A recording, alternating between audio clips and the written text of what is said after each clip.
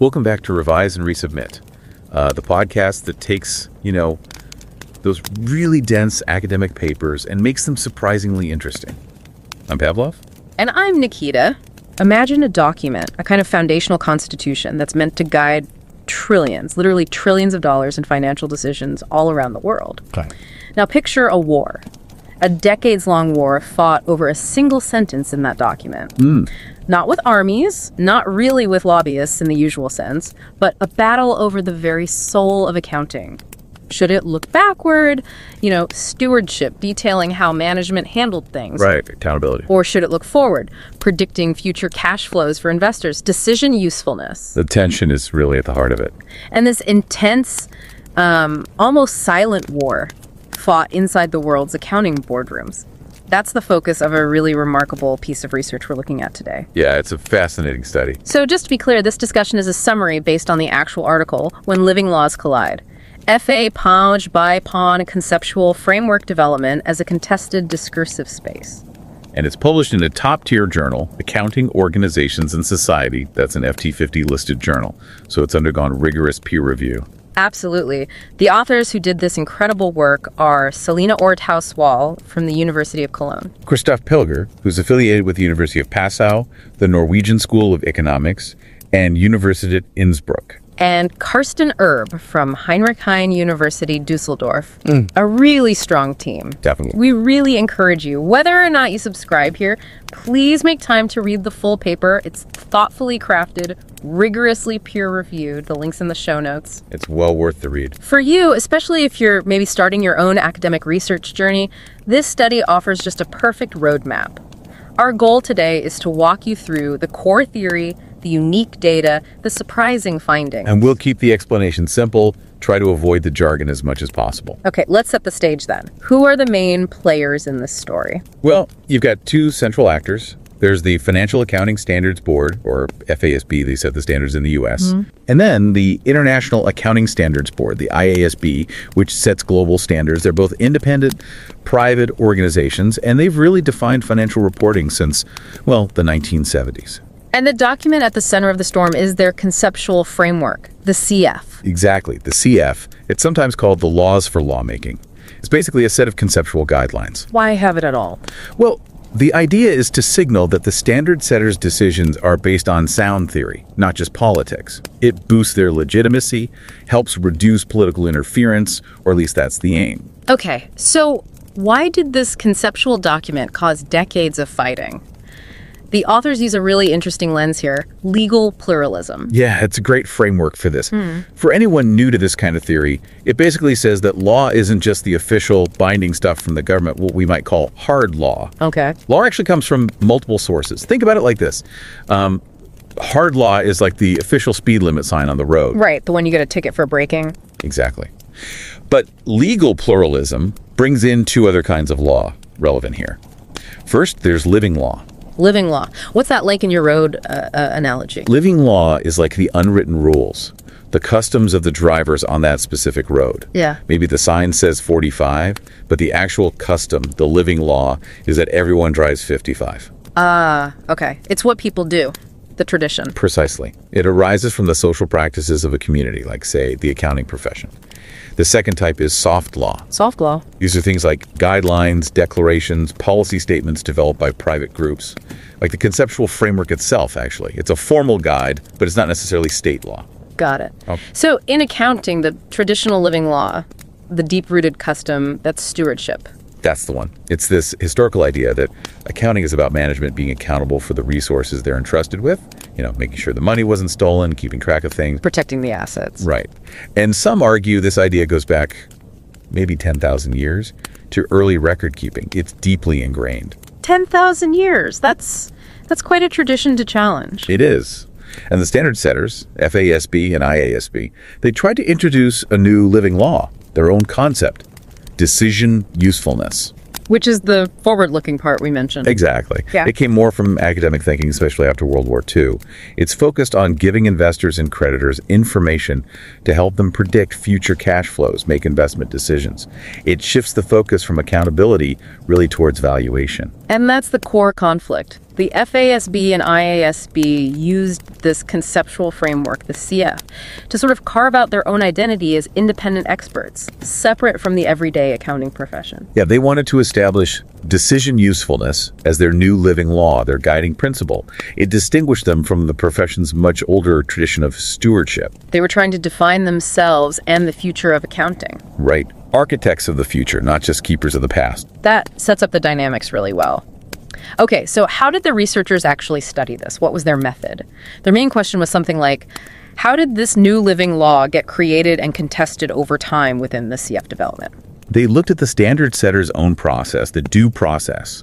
This is where the boards issue proposals like discussion papers, exposure drafts, and ask the public for feedback. The consultation phase. Exactly. The authors analyzed all this public discussion, this discourse, over 4 decades, from the 1970s right up to the 2010s. 4 decades. That long view is what makes this so powerful, isn't it? What was the actual data? The core data was about 1,300 comment letters. These are the formal responses sent in by constituents, companies preparing accounts, auditors, academics, investors. 1,300 letters, that's a huge amount of text to analyze qualitatively. It's monumental. Thousands of pages of arguments, debates, justifications spanning 40 years. It lets you see how arguments shifted, when resistance got strong, and maybe why. And they weren't just counting how many people liked stewardship versus decision usefulness, right? They looked how people argued. Precisely. They focused on how the letters discussed the two concepts, but also, crucially, how people viewed the role of the CF itself. Was it meant to be a strict binding rule book, or just a set of lofty ideals? Because how people saw its role would affect how much they fought over its content. Absolutely. That interpretation turned out to be key. Which brings us nicely to the 3 phases of conflict the authors identified. Okay, phase 1, formalization. This was the early FASB, roughly 1974 to 1978. Right. FASB introduced decision usefulness, drawing on this academic report, the Trueblood Report. They were aiming for a clear, prescriptive approach, basically formalizing their new living law. How did that go down? Well, initially the resistance was overwhelming. Among those who commented specifically on stewardship in the first proposal, 99% favored keeping stewardship primary. 99%, that sounds like a complete rejection. How did they possibly move forward from that? It involved some very smart strategic maneuvering. The constituents argued using living law logic. They said stewardship is the basic function, the tradition. Okay. So the FASB shifted tactics. They strategically downplayed how binding the CF would be. They positioned it more as a soft law document, not a hard rule. It articulated ideals. So it's like they said, look, this is just a compass to guide us, the standard setters. It's not going to directly constrain you, the preparers. Exactly that. They framed it as aspirational, a constitution for themselves. That move lowered the stakes and calmed the resistance just enough. Clever. So the final CF in 1978. It adopted decision usefulness as the primary objective. But stewardship was kept in, sort of demoted to a secondary subordinate objective. They essentially kicked the can down the road a bit. Which leads to phase 2. Purification. This is later, 2004 to 2010, when FASB and IASB were working together on convergence. Why purification? Well, they tried to get rid of that lingering ambiguity, the subordinate stewardship objective. They proposed to purify their new living law decision usefulness by making it the single sole objective. And the argument was? They argued stewardship was either already implicitly covered by decision usefulness or that having both just caused confusion. But importantly, this move was also linked to their push towards more controversial accounting methods. Like fair value accounting. Exactly. Fair value relies heavily on prediction and valuation, which aligns perfectly with decision usefulness, but less so with traditional stewardship's focus on historical cost and accountability. So changing the framework helped justify changing the accounting rules themselves. The stakes were suddenly much higher. Very high. And constituents saw it. Opposition flared up again. This time, 89% of those commenting argued stewardship needed its own separate, prominent place. So almost 9 out of 10 pushing back. How did they push back this time? It was interesting. They tried to use the CF against the standard setters. They actually demanded the CF should be more binding. Wait, that sounds odd. If they dislike the direction, removing stewardship, why make the guiding document stronger? Because the context had changed. Especially for the IASB and IFRS standards, the CF was starting to be seen as potentially quasi-binding. Preparers sometimes had to refer to the CF concepts if there was a gap in a specific IFRS standard. So if stewardship wasn't explicitly in the CF, it couldn't be used to argue against things like fair value when filling those gaps. Precisely. If the CF was becoming more relevant in practice, then what was in it mattered immensely. So constituents wanted stewardship locked back in the now more powerful document to constrain the boards. That makes sense. The perceived power of the CF dictated the strategy of resistance. Absolutely. But despite that strong opposition, the final CF in 2010 did remove stewardship from the main objectives section. It was a successful purification from the standard setter's perspective, asserting their independence. But it left a lot of constituents unhappy. Which inevitably led to Phase 3, recalibration. This was mainly the IASB from 2012 to 2018. Stewardship just wouldn't stay dead, politically speaking. Pretty much. There was persistent advocacy, and the boards had to acknowledge the 2010 framework hadn't really settled the issue or satisfied key groups. So the IASB explicitly reopened the debate about the objective. And by this point, constituents saw the CF as even more important. Yes, definitely. Not just for the IASB setting standards, but directly relevant for preparers dealing with IFRS gaps. So the demand came back strongly, put stewardship back in, formally, to act as a constraint on future standard setting. So how did the IASB resolve this without completely backtracking on decision usefulness? They used a strategy the authors call artificialization. It's quite clever, really.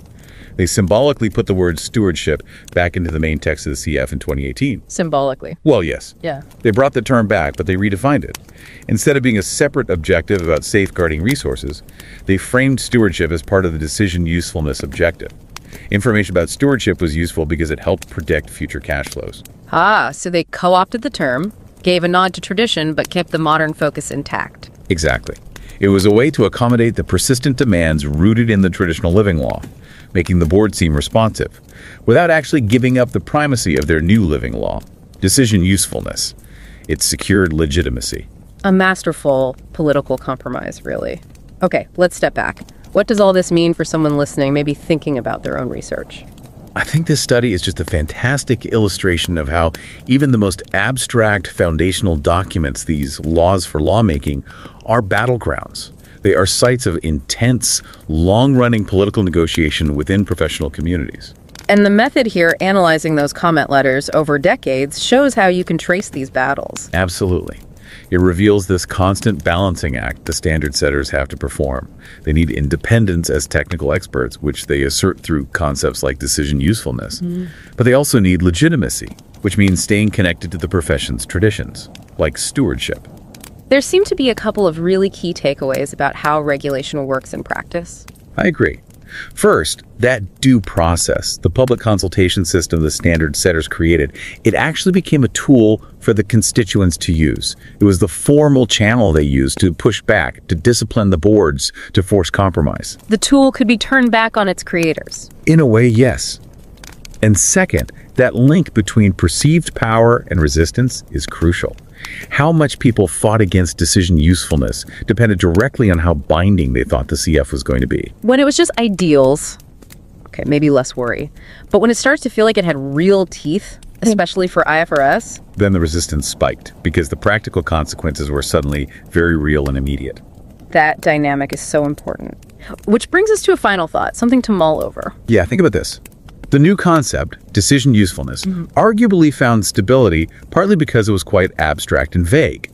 That vagueness allowed different people to see different things in it, maybe fostering acceptance over time. But conversely, when they tried to really pin down and formalize the traditional concept, stewardship, the fight over its definition exposed just how many conflicting ideas were bundled up inside that single word. It almost made it seem incoherent.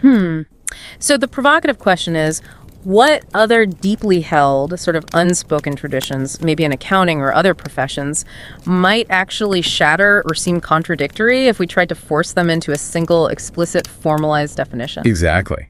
Sometimes trying to formalize the living law reveals its internal tensions in a way that leaving it unwritten doesn't. It's something to think about. And don't forget to subscribe to Revise and Resubmit on Spotify and Apple Podcasts. Until next time, keep those minds curious, keep questioning, and keep revising and resubmitting.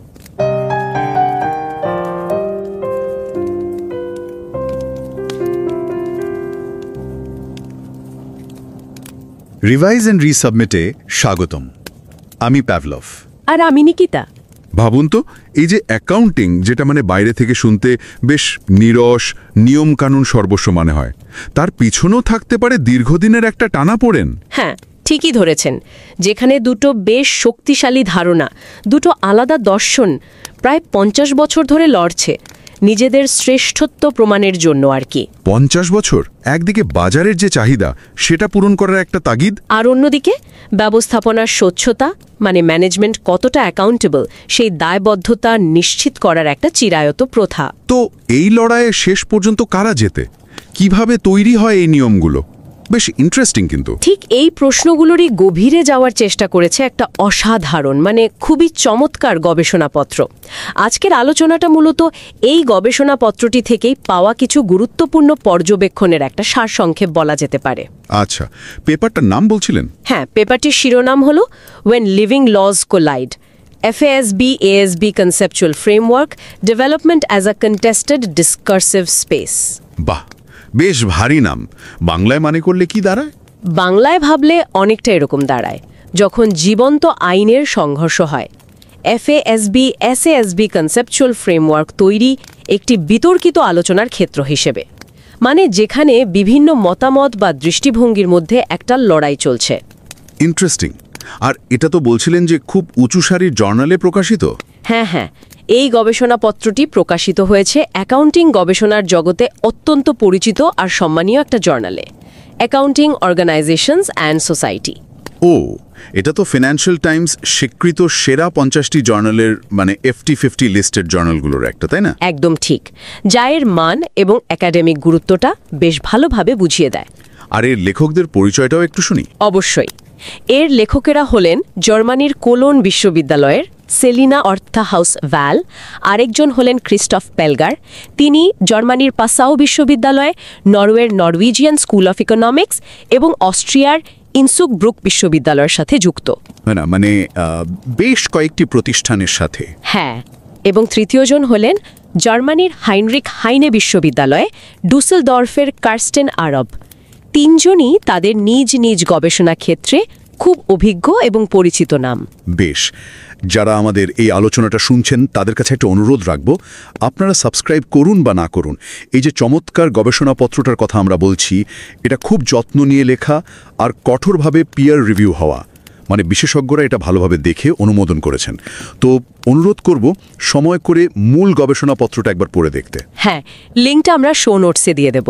বিশেষ করে যারা academic গবেষণার জগতে নতুন বা ধরুন সবেমাত্র নিজেদের গবেষণা শুরু করতে চলেছেন, তাদের জন্য কিন্তু আজকের এই আলোচনাটা বিশেষভাবে কাজে লাগতে পারে। ঠিক, আমরা চেষ্টা করব খুব সহজ ভাষায় এই গবেষণার মূল বিষয়গুলো তুলে ধরতে। মানে এই যে ফাইন্যান্সিয়াল রিপোর্টিংয়ের নিয়ম তৈরির দায়িত্বে থাকা সংস্থাগুলো, যেমন আমেরিকার FASB বা আন্তর্জাতিক IASB। হ্যাঁ, ফাইন্যান্সিয়াল অ্যাকাউন্টিং স্ট্যান্ডার্ডস বোর্ড আর ইন্টারন্যাশনাল অ্যাকাউন্টিং স্ট্যান্ডার্ডস বোর্ড, এরা কিভাবে তাদের পথনির্দেশক ধারণাগত কাঠামো বা কনসেপচুয়াল ফ্রেমওয়ার্কস, সংক্ষেপে যাকে CF বলে, সেটা তৈরি করে। এর পেছনে তত্ত্বটা কি? ঠিক, গবেষকেরা কোথা থেকে ডেটা বা তথ্য পেলেন, কোন পদ্ধতি ব্যবহার করলেন সেগুলো বিশ্লেষণ করার জন্য, আর শেষ পর্যন্ত কি ফলাফল বা সিদ্ধান্তে পৌঁছলেন, এই বিষয়গুলোই আমরা সহজ করে বলার চেষ্টা করব। আর হ্যাঁ, ওই যে মূল বিতর্কটার কথা বলছিলাম, ফিনান্সিয়াল রিপোর্টিংয়ের আসল উদ্দেশ্য কি হওয়া উচিত? এটা কি মূলত বিনিয়োগকারী বা ঋণদাতাদের সিদ্ধান্ত নিতে সাহায্য করবে, মানে ডিসিশন ইউজফুলনেস, নাকি এর প্রধান লক্ষ্য হবে ম্যানেজমেন্ট ঠিকঠাক কাজ করছে কিনা, তাদের দায়বদ্ধতা বা স্টিউয়ার্ডশিপ নিশ্চিত করা? ঠিক, এই দুটো ধারণার মধ্যেকার যে দশকব্যাপী দর কষাকষি, সেটাও নিশ্চয়ই উঠে আসবে আলোচনায়। তাহলে চলুন শুরু করা যাক একদম গোড়া থেকে। এই FASB বা IASB এর মতো সংস্থাগুলোর দরকারটা কি, আর তাদের এই কনসেপচুয়াল ফ্রেমওয়ার্ক বা CF জিনিসটাই বা কেন লাগে? দেখুন, এই যে সংস্থাগুলো FASB বা IASB, এরা কিন্তু সরকারি নয়, বেসরকারি স্বাধীন প্রতিষ্ঠান। এদের মূল কাজ হল অ্যাকাউন্টিংয়ের নিয়ম বা স্ট্যান্ডার্ড তৈরি করা, যে নিয়মগুলো কোম্পানিগুলো তাদের ফিনান্সিয়াল রিপোর্ট বানানোর সময় ব্যবহার করে। একদম। এখন প্রশ্ন হলো, এদের তৈরি নিয়ম অন্যরা, মানে কোম্পানিগুলো, বাজার, এরা সবাই মেনে নেবে কেন? এখানেই তাদের বৈধতা বা লেজিটিমেসির প্রশ্নটা চলে আসে। আচ্ছা, তাদের তো প্রমাণ করতে হয় যে তারা কোনো বিশেষ গোষ্ঠীর চাপে পড়ে বা রাজনৈতিক প্রভাবে প্রভাবিত হয়ে নিয়ম বানাচ্ছে না, বরং তারা স্বাধীন এবং একটা সুচিন্তিত যৌক্তিক ভিত্তির উপর দাঁড়িয়ে কাজ করছে। এখানেই কি তাহলে ওই কনসেপচুয়াল ফ্রেমওয়ার্কের ভূমিকাটা আসছে? ঠিক ধরেছেন। এই সিএফ হলো অনেকটা নিয়ম তৈরির নিয়ম, বা বলা যেতে পারে একটা সংবিধানের মতো। এটা স্ট্যান্ডার্ড সেটারদের একটা পথ নির্দেশক নীতিমালার কাঠামো দেয়। মানে একটা গাইডলাইন। হ্যাঁ, একটা গাইডলাইন। এটা তাদের কাজে একটা ধারাবাহিকতা বা কনসিস্টেন্সি আনতে সাহায্য করে, আর তাদের নেওয়া সিদ্ধান্তগুলোকে একটা যৌক্তিক ভিত্তি দেয়। এর মাধ্যমে তারা আসলে বোঝাতে চায় যে তাদের নিয়মগুলো খামখেয়ালি বা হঠাৎ করে নেওয়া কোনো সিদ্ধান্ত নয়, বরং একটা নিরপেক্ষ ধারণাগত কাঠামোর মধ্যে থেকেই তৈরি হচ্ছে। তার মানে এটা তাদের স্বাধীনতা আর পেশাদারিত্ব প্রমাণের একটা উপায়ও বটে। অবশ্যই, এটা তাদের একটা বড় হাতিয়ার। এটা ব্যবহার করে তারা রাজনৈতিক বা অন্যান্য যে চাপ আসতে পারে সেগুলো থেকে নিজেদের কিছুটা হলেও বাঁচানোর চেষ্টা করে। বুঝতে পারছি। যেমন ধরুন কোনো নির্দিষ্ট ইন্ডাস্ট্রি বা বড় কোনো কোম্পানির লবিং। ঠিক তাই, এই ঝুঁকিগুলো তো থাকেই। সিএফও এই ঝুঁকিগুলো থেকে তাদের কিছুটা আড়াল করে, তাদের কাজের ধারাবাহিকতা বজায় রাখতে সাহায্য করে। কিন্তু এখানেই বিষয়টা আরও একটু জটিল হয়ে ওঠে, যেটা এই গবেষণাপত্রটা খুব সুন্দরভাবে আলোচনা করেছে। কিভাবে? এখানেই কি ওই লিগ্যাল প্লুরালিজম বা আইনি বহুত্ববাদ তত্ত্বের বিষয়টা আসছে? লেখকেরা তো এই তত্ত্বটা ব্যবহার করেছেন বলে উল্লেখ করলেন। এটা আসলে কি বোঝায়? হ্যাঁ, লেখকেরা এই জটিল পরিস্থিতিটা বোঝার জন্য লিগ্যাল প্লুরালিজম বা আইনি বহুত্ববাদ তত্ত্বটি ব্যবহার করেছেন, যেটা এই ক্ষেত্রে খুবই প্রাসঙ্গিক। এই তত্ত্বের মূল কথাটা হলো, আইন মানেই শুধু রাষ্ট্র বা সরকার যা তৈরি করে সেই হার্ড ল বা কঠোর আইন নয়। আচ্ছা, তাহলে সমাজে একই সাথে একাধিক আইনি বা নিয়মভিত্তিক ব্যবস্থা কিন্তু চালু থাকতে পারে। যেমন কোনো উদাহরণ আছে? হ্যাঁ, যেমন ধরুন ইউজিন এরলিখ নামে একজন সমাজবিজ্ঞানী অনেক আগে লিভিং ল বা জীবন্ত আইনের ধারণা দিয়েছিলেন। তিনি বলেছিলেন, কোনো নির্দিষ্ট সম্প্রদায় বা গোষ্ঠীর মধ্যে দীর্ঘদিন ধরে যে রীতিনীতি, ঐতিহ্য বা অলিখিত নিয়মকানুন চলে আসছে সেগুলোও এক ধরনের আইন, কারণ সেগুলো মানুষের আচরণকে বাস্তবে নিয়ন্ত্রণ করে। ইন্টারেস্টিং। অ্যাকাউন্টিং পেশার ক্ষেত্রেই ভাবুন না, এই যে স্টিওয়ার্ডশিপ বা ব্যবস্থাপনার দায়বদ্ধতা নিশ্চিত করার ধারণাটা, এটা তো বহু পুরনো। এটা এই পেশার একটা অন্তর্নিহিত লিভিং লর মতো, একটা জীবন্ত ঐতিহ্য। আচ্ছা, তাহলে সমাজে রাষ্ট্রীয় হার্ড ল আছে, আবার পেশা বা সম্প্রদায়ের নিজস্ব লিভিং ল আছে। আর কিছু? হ্যাঁ, আরেকটা ধারণা হলো সফট ল বা নরম আইন। এগুলো সাধারণত বাধ্যতামূলক নয়, কিন্তু বেশ প্রভাবশালী হতে পারে। যেমন বিভিন্ন বেসরকারি সংস্থা বা আন্তর্জাতিক সংগঠনের তৈরি করা নির্দেশিকা, গাইডলাইন বা ধরুন কোড অফ কন্ডাক্ট।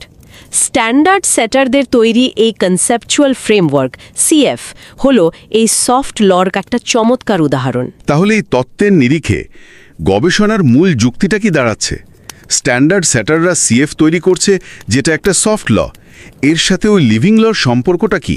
এখানে গবেষণার মূল অন্তর্দৃষ্টিটা, আসল মজাটা লুকিয়ে আছে।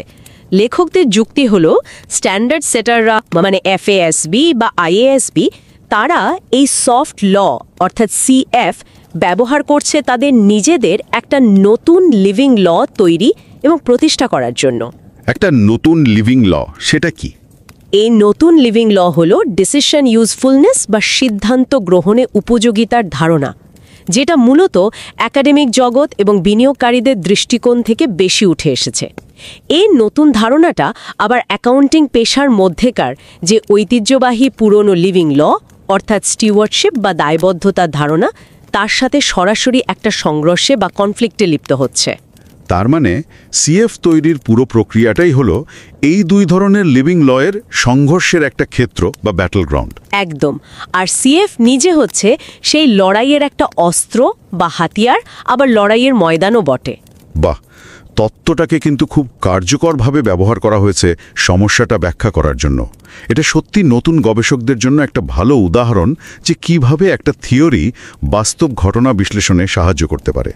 আচ্ছা, এই যে সংঘর্ষের কথা বলা হলো, গবেষকেরা এটা দেখালেন কিভাবে? তারা কি ধরনের তথ্য বা ডেটা ব্যবহার করেছেন আর কি পদ্ধতি বা অনুসরণ করেছেন? গবেষকেরা এখানে মূলত গুণগত গবেষণা পদ্ধতি বা কোয়ালিটেটিভ রিসার্চ মেথড ব্যবহার করেছেন। তারা ফাইন্যান্সিয়াল রিপোর্টিংয়ের উদ্দেশ্য কি হওয়া উচিত এই নিয়ে যে দীর্ঘ বিতর্ক চলেছে প্রায় 1970-এর দশক থেকে শুরু করে 2010-এর দশক পর্যন্ত, সেই আলোচনা বা ডিসকোর্সকে খুব গভীরভাবে বিশ্লেষণ করেছেন। আর এই দীর্ঘ সময়ের আলোচনার তথ্য তারা পেলেন কোথা থেকে? আর্কাইভ থেকে? তথ্যের প্রধান উৎস ছিল দুটো।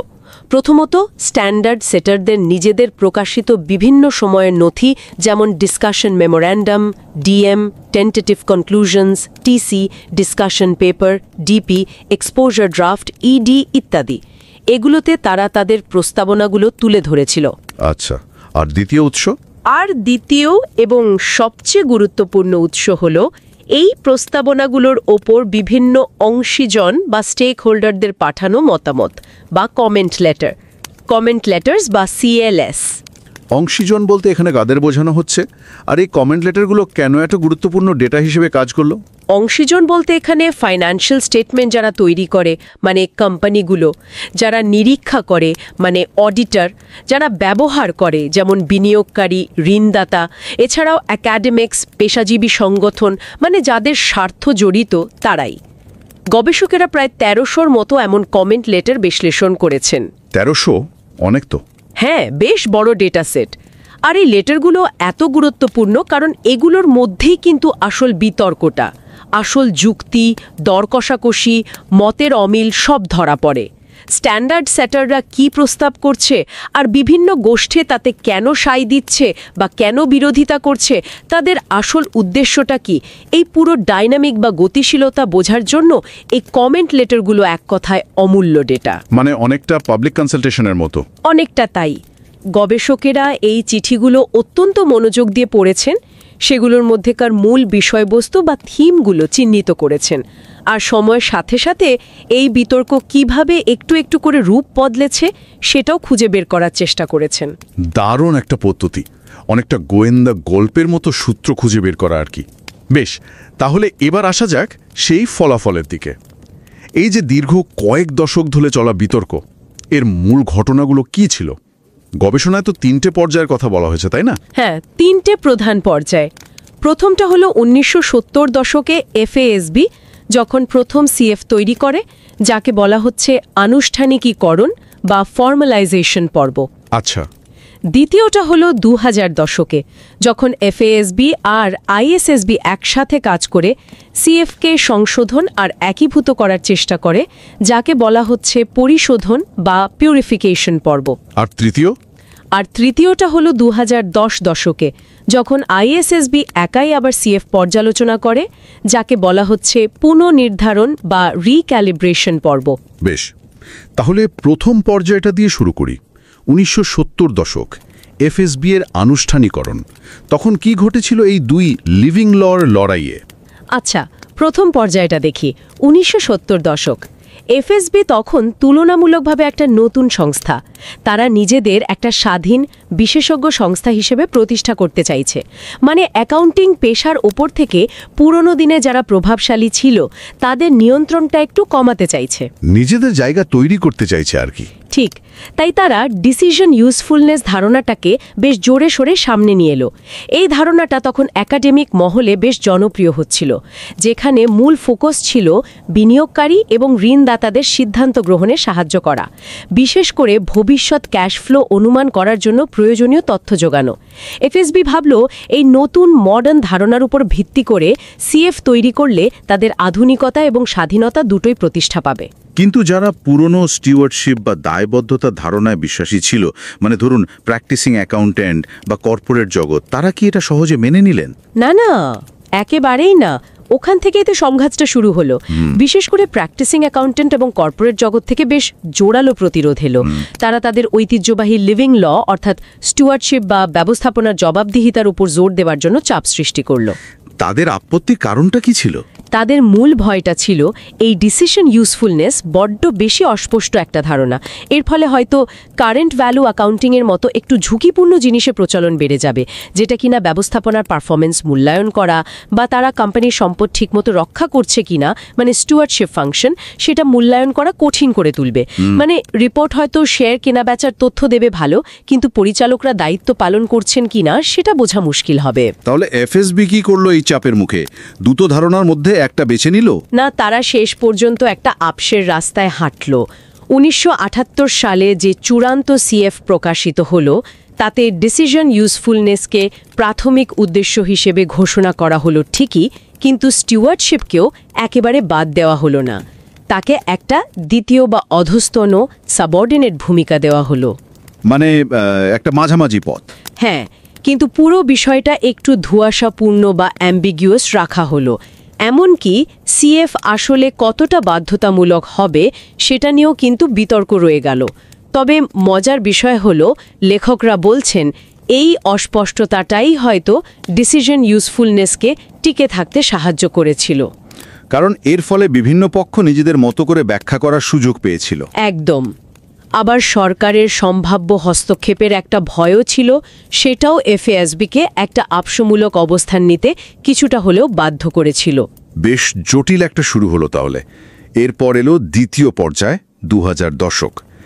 এফএএসবি আর আইএএসবি একসাথে কাজ শুরু করলো সিওএফকে সংশোধন এবং একীভূত করার জন্য। এটাকে বলা হচ্ছে পরিশোধন বা পিউরিফিকেশন পর্ব।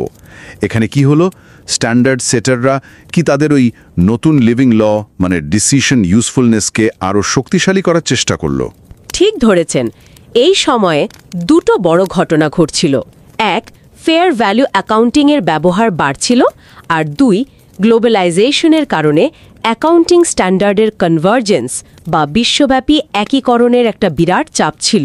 হ্যাঁ, মানে সব দেশে একই রকম নিয়ম চালু করার চেষ্টা। ঠিক। তো এফএএসবি এবং আইএএসবি যৌথভাবে সিওএফ পর্যালোচনা শুরু করল এই নতুন বাস্তবতার সাথে খাপ খাইয়ে নেওয়ার জন্য। আর হ্যাঁ, তারা তাদের ডিসিশন ইউজফুলনেস ধারণাটাকে আরও স্পষ্ট, আরও পিওর করার চেষ্টা করল। 2006 সালে তারা একটা ডিসকাশন পেপার ডিপি প্রকাশ করল। তাতে কি প্রস্তাব ছিল? সেখানে তারা প্রস্তাব করল যে স্টিওয়ার্ডশিপকে আলাদা করে উল্লেখ করার দরকারই নেই। এটা নাকি ডিসিশন ইউজফুলনেসের মধ্যেই পড়ে যায়। মানে ডিসিশন নেওয়ার জন্য তো ম্যানেজমেন্টের পারফরমেন্স জানারও দরকার হয়, তাই এটা আলাদা করে বলার কিছু নেই, এরকম একটা যুক্তি আর কি। মানে স্টিওয়ার্ডশিপকে প্রায় বাদই দিয়ে দেওয়া হলো বা গুরুত্বহীন করে দেওয়া। অংশীজনদের প্রতিক্রিয়া কি ছিল এবার? নিশ্চয়ই আরও তীব্র। হ্যাঁ, এবার বিরোধিতা এলো আরও তীব্রভাবে, বিশেষ করে আইএসবি এর আন্তর্জাতিক অংশীজনদের কাছ থেকে। এর একটা কারণও আছে।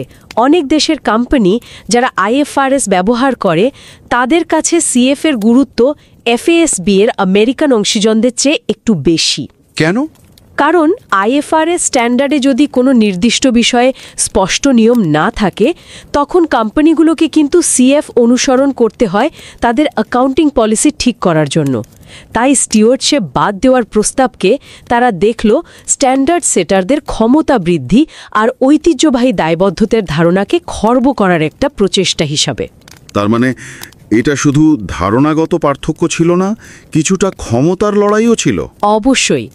এই বিরোধিতার পেছনে শুধু ধারণাগত পার্থক্যই ছিল না, বরং স্ট্যান্ডার্ড সেটারদের নিয়ন্ত্রণ করার একটা ইচ্ছাও কাজ করছিল।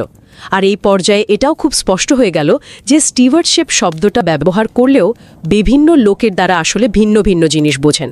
এর মানেটাও খুব একটা স্থির নয়। তাহলে শেষ পর্যন্ত কি দাঁড়ালো এই পরিশোধন পর্বে? স্টিওয়ার্ডশিপ কি বাদেই গেল? না, অংশীজনদের প্রবল চাপের মুখে স্ট্যান্ডার্ড সেটাররা আবার পিছু হটল। 2008 সালে প্রকাশিত এক্সপোজার ড্রাফটে ইডি তারা স্টিওয়ার্ডশিপকে আবার স্পষ্টভাবে ফিরিয়ে আনল, যদিও সেটাকে ডিসিশন ইউজফুলনেসের একটা অংশ হিসাবেই দেখানোর চেষ্টা করা হলো। আর এই প্রস্তাবটা বেশ সমর্থনও পেল। আচ্ছা, তাহলে আপোষ হলো আবার। কিন্তু নাটকের এখানেই শেষ নয়। 2010 সালে যখন চূড়ান্ত সিএফআর প্রকাশিত হলো, তখন দেখা গেল স্টিওয়ার্ডশিপকে আবারও স্পষ্টভাবে বাদ দেওয়া হয়েছে বা তার গুরুত্ব অনেকখানি কমিয়ে দেওয়া হয়েছে। বলেন কি? এত প্রতিবাদের পরেও কেন? লেখকেরা মনে করছেন এর পেছনে ছিল বোর্ডের অভ্যন্তরীণ কিছু রাজনৈতিক সমীকরণ, মানে ইন্টারনাল বোর্ড ডায়নামিক্স। আর আমেরিকার গ্যাপের সাথে IFRS এর কনভার্জেন্স বা মিল আনার জন্য তৈরি হওয়া প্রবল চাপ, অর্থাৎ স্ট্যান্ডার্ড সেটাররা অংশীজনদের চাপ সত্ত্বেও শেষ মুহূর্তে তাদের নিজেদের তৈরি নতুন লিভিং ল বা ডিসিশন ইউজফুলনেসকেই কিন্তু প্রাধান্য দিল। সত্যি নাটকীয় মোড়। তাহলে এই লড়াই তো এখানেই থামেনি, এরপর এলো তৃতীয় পর্যায়। 2010 দশকে IASB একাই আবার CFR পর্যালোচনা শুরু করলো। একে বলা হচ্ছে পুনর্নির্ধারণ বা রিক্যালিব্রেশন। এখানে কি ঘটল? FSB কি সরে গিয়েছিল? হ্যাঁ, FSB এই যৌথ প্রকল্প থেকে সরে দাঁড়ানোয় IASB একাই এই কাজটা এগিয়ে নিয়ে গেল। তারা 2013 সালে একটা ডিসকাশন পেপার DP প্রকাশ করে অংশীজনদের কাছে বেশ সরাসরি জানতে চাইল যে এই স্টিওয়ার্ডশিপ বিতর্কটা আবার নতুন করে শুরু করা উচিত কিনা। এবার অংশীজনদের মতামত কেমন ছিল? এবারও অংশীজনরা বেশ বিভক্ত ছিল, কিন্তু স্টিওয়ার্ডশিপকে পুনরায় গুরুত্ব দেওয়ার জন্য বেশ উল্লেখযোগ্য চাপ কিন্তু ছিলই। আরেকটা নতুন ধারণাও এই সময় বেশ জোরদার হতে শুরু করে, সেটা হলো CF জিনিসটা শুধু স্ট্যান্ডার্ড সেটারদের নিজেদের জন্য পথ নির্দেশিকা নয়, বরং ফাইন্যান্সিয়াল স্টেটমেন্ট যারা প্রস্তুত করে, মানে কোম্পানি, এবং যারা নিরীক্ষা করে, অডিটর, তাদের দৈনন্দিন কাজের জন্য এটা প্রাসঙ্গিক। তার মানে CF এর ব্যবহারিক গুরুত্ব বাড়ছে। হ্যাঁ, এই ধারণাটা বল পাচ্ছিল। তবে CF ঠিক কতটা বাধ্যতামূলক হওয়া উচিত সেই বিতর্কটা আগের বারের মানে 2006 সালের মতো অতটা জোরালো ছিল না এই পর্যায়ে এসে। তাহলে IASB এবার কি সিদ্ধান্ত নিল? অংশীজনদের চাপ কি শেষ পর্যন্ত কোনো কাজে লেগেছিল? হ্যাঁ, এবার কিন্তু অংশীজনদের চাপ এবং যথাযথ প্রক্রিয়া বা ডিউ প্রসেস অনুসরণ করার যে বাধ্যবাধকতা, সেটা IASB-কে নমনীয় হতে অনেকটা বাধ্য করল। 2015 সালের এক্সপোজার ড্রাফটে ED-তে স্টিওয়ার্ডশিপকে শুধু ফিরিয়েই আনা হলো না। শুধু ফিরিয়ে আনা নয়, না, শুধু তাই নয়, বরং একে ডিসিশন ইউজফুলনেস ধারণার মধ্যে ভবিষ্যৎ নগদ প্রবাহ মূল্যায়নের তথ্যের পাশাপাশি প্রায় সমান গুরুত্ব দিয়ে স্থাপন করা হলো। তার মানে দীর্ঘ লড়াইয়ের পর স্টিওয়ার্ডশিপ শেষ পর্যন্ত তার পুরনো গুরুত্ব বা সম্মান ফিরে পেল। তবে লেখকরা এখানে একটা খুব ইন্টারেস্টিং পর্যবেক্ষণ দিয়েছেন। তারা বলছেন IASB এখানে এক ধরনের আর্টিফিশিয়ালাইজেশন বা কৃত্রিম অন্তর্ভুক্তির কৌশল ব্যবহার করেছে। আর্টিফিশিয়ালাইজেশন মানে হলো স্টিওয়ার্ডশিপকে অন্তর্ভুক্ত করা হয়েছে ঠিকই, কিন্তু এমনভাবে সংজ্ঞায়িত করা হয়েছে বা এমনভাবে ডিসিশন ইউজফুলনেসের সাথে জুড়ে দেওয়া হয়েছে যাতে স্ট্যান্ডার্ড সেটিংয়ের মূল ফোকাসটা, যা ডিসিশন ইউজফুলনেস কেন্দ্রিক ছিল, খুব বেশি পরিবর্তিত না হয়। এটা অংশীজনদের সন্তুষ্ট করার একটা প্রচেষ্টা অবশ্যই, কিন্তু এটা কতটা জেনুইনলি স্টিওয়ার্ডশিপের সেই ঐতিহ্যবাহী পুরনো ধারণাকে ফিরিয়ে এনেছে তা নিয়ে কিন্তু একটা প্রশ্ন থেকেই যায়। পুরো বিষয়টা তাহলে শুধু টেকনিক্যাল নিয়ম তৈরির ব্যাপার নয়, এর পেছনে অনেক সামাজিক, রাজনৈতিক এবং ধারণাগত লড়াই জড়িয়ে আছে। এই যে দীর্ঘ যাত্রার বিশ্লেষণ, এখান থেকে একজন নবীন গবেষক বা অ্যাকাউন্টিং নিয়ে আগ্রহী যে কেউ কি মূল বিষয়গুলো মনে রাখতে পারেন? মানে এই গবেষণার সামগ্রিক অবদান বা অন্তর্দৃষ্টিটা কি? দেখুন, কয়েকটি মূল বিষয় কিন্তু খুব স্পষ্টভাবে উঠে আসে এই গবেষণা থেকে। প্রথমত, এটা দেখায় যে কনসেপচুয়াল ফ্রেমওয়ার্ক CF কেবল কিছু অ্যাকাউন্টিং নীতিমালার সমষ্টি নয়, এটা স্ট্যান্ডার্ড সেটেদের জন্য নিজেদের পরিচয় তৈরি করার, নিজেদের স্বাধীন ও বিশেষজ্ঞ হিসাবে প্রতিষ্ঠা করার একটা খুবই গুরুত্বপূর্ণ হাতিয়ার। মানে নিজেদের লেজিটিমেসি বাড়ানোর একটা টুল। একদম। আর এর মাধ্যমে তারা অ্যাকাউন্টিং পেশার মধ্যে ডিসিশন ইউজফুলনেস নামে একটা নতুন লিভিং ল বা জীবন্ত আইন তৈরি করতে এবং প্রতিষ্ঠা করতে চেয়েছে। আচ্ছা, দ্বিতীয় গুরুত্বপূর্ণ পর্যবেক্ষণ কি? দ্বিতীয়ত, স্ট্যান্ডার্ড সেটিংয়ের ক্ষেত্রে অংশীজনদের মতামত নেওয়ার যে প্রক্রিয়া, যাকে আমরা ডিউ প্রসেস বলি, সেটা আসলে একটা অত্যন্ত গুরুত্বপূর্ণ বিতর্কিত ক্ষেত্র বা কন্টেস্টেড স্পেস। এখানেই স্ট্যান্ডার্ড সেটারদের তৈরি করা নতুন লিভিং ল, ডিসিশন ইউজফুলনেস, পেশার মধ্যেকার যে ঐতিহ্যবাহী লিভিং ল, স্টিওয়ার্ডশিপ, তার সাথে সরাসরি সংঘর্ষে লিপ্ত হয়েছে। আবার উল্টোটাও সত্যি, তাই না? হ্যাঁ, আবার উল্টো দিকে অংশীজনরাও কিন্তু এই ডিউ প্রসেসকেই ব্যবহার করেছে স্ট্যান্ডার্ড সেটারদের ক্ষমতাকে সীমিত করার জন্য বা তাদের একভাবে নিয়ন্ত্রণ করার চেষ্টা করার জন্য। খুব ইন্টারেস্টিং ডাইনামিক। আর তৃতীয় কোনো বিষয়? তৃতীয়ত সিএফ এর নিজস্ব স্ট্যাটাস বা প্রকৃতি, অর্থাৎ এটা যে একটা বাধ্যতামূলক হার্ড ল নয়, বরং একটা সফট ল, সেটাও কিন্তু এই পুরো বিতর্ককে দারুণভাবে প্রভাবিত করেছে। যেমন শুরুতে আমরা দেখেছিলাম ডিসিশন ইউজফুলনেস ধারণাটার অস্পষ্টতাই হয়তো একে গ্রহণযোগ্যতা পেতে সাহায্য করেছিল। হ্যাঁ, কারণ সবাই নিজের মতো ব্যাখ্যা করতে পারছিল। ঠিক, আবার যখনই স্টিওয়ার্ডশিপের মতো একটা পুরনো ঐতিহ্যবাহী লিভিং লকে আনুষ্ঠানিকভাবে সংজ্ঞায়িত করার চেষ্টা করা হয়েছে, তখনই এর ভেতরের নানা অর্থ এবং অসঙ্গতিগুলো বেরিয়ে পড়েছে, যা একে কিছুটা দুর্বল করে দিয়েছে। এবং অবশ্যই এফএসবি আর আইএসবি এর প্রেক্ষাপটের যে পার্থক্য, সেটাও তো গুরুত্বপূর্ণ ছিল, তাই না? অবশ্যই এফএসবি মূলত আমেরিকার প্রেক্ষাপটে কাজ করে, যেখানে সিএফওকে তুলনামূলকভাবে কম বাধ্যতামূলক বা একটু আদর্শিক আইডিয়াল হিসেবে দেখা হয়। অন্যদিকে আইএসবি আন্তর্জাতিক স্তরে কাজ করে এবং অনেক দেশে আইএফআরএস স্ট্যান্ডার্ডে কোনো নিয়ম না থাকলে সিএফও অনুসরণ করা হয়। তাই এর অংশীজনদের কাছে সিএফও অনেক বেশি প্রাসঙ্গিক এবং প্রায় বাধ্যতামূলক। এই ভিন্ন প্রেক্ষাপটও তাদের আচরণ এবং অংশীজনদের প্রতিক্রিয়ায় বেশ পার্থক্য তৈরি করেছে। সব মিলিয়ে বিষয়টা তাহলে দাঁড়ালো এইরকম। একদিকে স্ট্যান্ডার্ড সেটাররা তাদের বিশেষজ্ঞ জ্ঞান কাজে লাগিয়ে ফিনান্সিয়াল রিপোর্টিংয়ের জন্য একটা নতুন দর্শন, মানে ডিসিশন ইউজফুলনেস প্রতিষ্ঠা করতে চাইছে। হ্যাঁ, তাদের নিজস্ব নতুন লিভিং ল। আর অন্যদিকে অংশীজনরা, বিশেষ করে যারা পুরনো ঐতিহ্যে বিশ্বাসী, তারা ব্যবস্থাপনার দায়বদ্ধতার যে পরীক্ষিত ধারণাটা, মানে স্টুয়ার্ডশিপ, সেটা ধরে রাখতে চাইছে। তাদের পুরনো লিভিং ল। আর এই দুই শিবিরের লড়াইয়ের মধ্যস্থতা করছে ডিউ প্রসেস এবং কনসেপচুয়াল ফ্রেমওয়ার্কের ওই অস্পষ্ট বা সফট ল প্রকৃতিটা। একদম ঠিক বলেছেন। আর একজন নবীন গবেষকের জন্য এখান থেকে শেখার মূল বিষয় হলো কিভাবে আপাত দৃষ্টিতে খুব টেকনিক্যাল বা জটিল মনে হওয়া একটা বিষয়ের গভীরে গিয়ে এর পেছনের সামাজিক, রাজনৈতিক ও ঐতিহাসিক শক্তিগুলোকে বিশ্লেষণ করা যায়। এর জন্য কি প্রয়োজন? এর জন্য প্রয়োজন সঠিক তত্ত্বের প্রয়োগ, যেমন এখানে লিগ্যাল প্লুরালিজম, উপযুক্ত তথ্যের উৎস চিহ্নিত করা ও সংগ্রহ করা, যেমন স্ট্যান্ডার্ড সেটারদের নথি এবং অংশীজনদের কমেন্ট লেটার, এবং সেই তথ্য বিশ্লেষণের জন্য সঠিক পদ্ধতি ব্যবহার করা, যেমন এখানে ডিসকোর্স বিশ্লেষণ। এই গবেষণাপত্রটি এর একটি চমৎকার উদাহরণ, নিঃসন্দেহে। সবশেষে আমাদের শ্রোতাদের জন্য একটা প্রশ্ন রেখে যাই, যা নিয়ে তারা হয়তো ভাবতে পারেন। বর্তমানে আমরা দেখছি নন ফাইন্যান্সিয়াল রিপোর্টিংয়ের গুরুত্ব খুব বাড়ছে। যেমন ধরুন পরিবেশগত বা সামাজিক প্রভাব সংক্রান্ত রিপোর্ট, মানে সাস্টেনেবিলিটি রিপোর্টিং। হ্যাঁ, ইএসজি রিপোর্টিং যাকে বলে। ঠিক।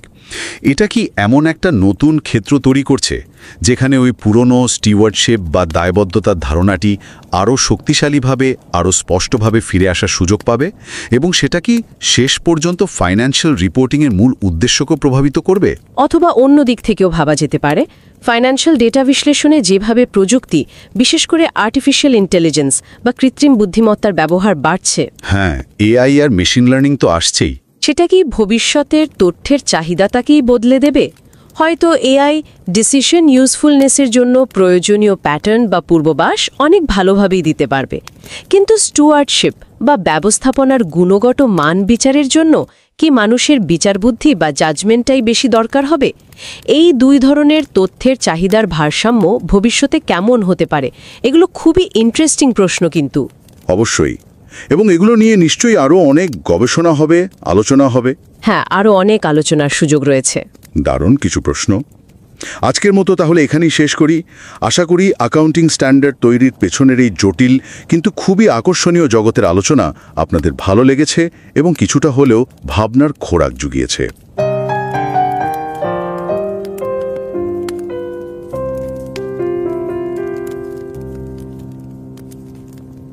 नमस्कार।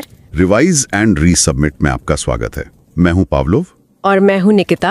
सोचिए आप कोई खेल बना रहे हैं। अब उसमें फाउल क्या है, गोल कैसे होगा, ये नियम बनाना शायद उतना मुश्किल ना हो, लेकिन अगर तय करना हो कि खेल का मकसद क्या है, मतलब क्यों खेल रहे हैं, सिर्फ मजे के लिए या फिटनेस या जीतने के लिए, ये बुनियादी सवाल ये ज्यादा पेचीदा हो सकता है ना? हाँ बिल्कुल, और यही मुश्किल कई गुना बढ़ जाती है जब बात हो दुनिया भर की अर्थव्यवस्था की, पैसों के हिसाब किताब की, मतलब अकाउंटिंग की। नियम लिखने से पहले यह तय करना कि भाई फाइनेंशियल रिपोर्टिंग का असली उद्देश्य, उसका मकसद क्या होना चाहिए, ये कोई आसान काम नहीं था। दशकों तक इस पर बहस चली है, विचारों का टकराव हुआ है। सही कहा। और ये सिर्फ किताबी बहस नहीं थी, है ना? ये तो जो नियम बनाने वाली संस्थाएं हैं, उनकी अपनी पहचान, अपनी आजादी साबित करने की भी एक तरह की जद्दोजहद थी। बिल्कुल, ये कहानी यही दिखाती है कि कैसे नए आइडियाज पुरानी सोच से टकराते हैं और कैसे इन संस्थाओं को अपनी साख बनाए रखने के लिए एक बैलेंस बनाना पड़ता है। तो इसी पूरी जटिल प्रक्रिया को समझने के लिए आज हम एक बहुत ही जानी मानी अकादमिक पत्रिका है अकाउंटिंग ऑर्गेनाइजेशंस एंड सोसाइटी, उसमें छपे एक रिसर्च पेपर की फाइंडिंग्स पर बात करेंगे। हाँ, और ये बताना जरूरी है कि ये जर्नल फाइनेंशियल टाइम्स की टॉप 50 लिस्ट में आती है, मतलब काफी प्रतिष्ठित है। बिल्कुल, तो इसकी क्वालिटी और असर आप समझ सकते हैं। हाँ, और इस गहरे रिसर्च के पीछे 3 स्कॉलर्स का काम है। सेलिना ऑर्थोसवाल हैं, जर्मनी की यूनिवर्सिटी ऑफ कोलोन से। हाँ। फिर क्रिस्टोफ पेल्गर हैं, वो तो कई जगह से जुड़े हैं, जर्मनी में पैसाउ यूनिवर्सिटी, नॉर्वे में नॉर्वेजियन स्कूल ऑफ इकोनॉमिक्स और ऑस्ट्रिया में यूनिवर्सिटी ऑफ इंसब्रुक से भी। और तीसरे हैं कार्स्टन अर्ब, हेनरिक हाइने यूनिवर्सिटी डेसलडॉर्फ जर्मनी से। हम अपने सुनने वालों से ये जरूर कहना चाहेंगे, खासकर वो लोग जो एकेडमिक रिसर्च में इंटरेस्ट रखते हैं या अभी शुरू कर रहे हैं, कि अगर मुमकिन हो तो ये ओरिजिनल पेपर जरूर पढ़ें। लिंक हमने शो नोट्स में डाल दिया है।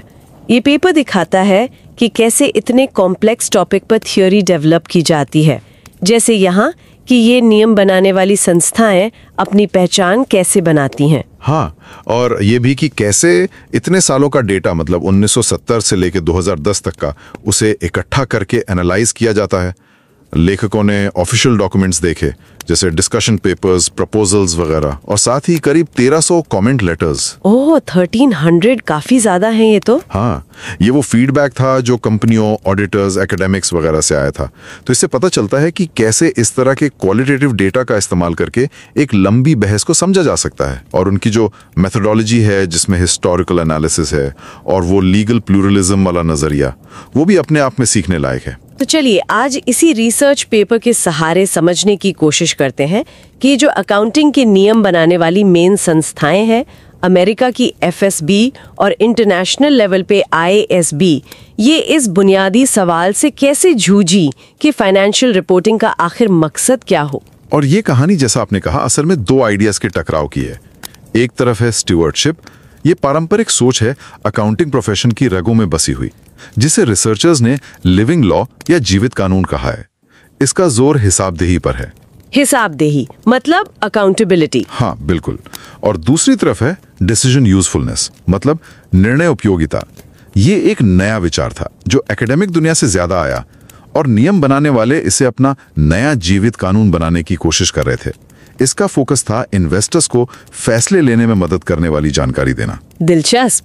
तो चलिए परत दर परत खोलते हैं इसे। सबसे पहले ये जो संस्थाएं हैं FSB और IASB, इनको ये कॉन्सेप्चुअल फ्रेमवर्क यानी CFs की जरूरत ही क्यों महसूस हुई? क्या पहले के नियम काफी नहीं थे? नहीं, देखिए, बात वो है कि इन संस्थाओं को अपनी पहचान, अपनी लेजिटिमेसी वो बनाए रखनी पड़ती है ना। उनको दिखाना होता है कि भी हम इंडिपेंडेंट हैं, किसी पॉलिटिकल या इंडस्ट्री के दबाव में नहीं।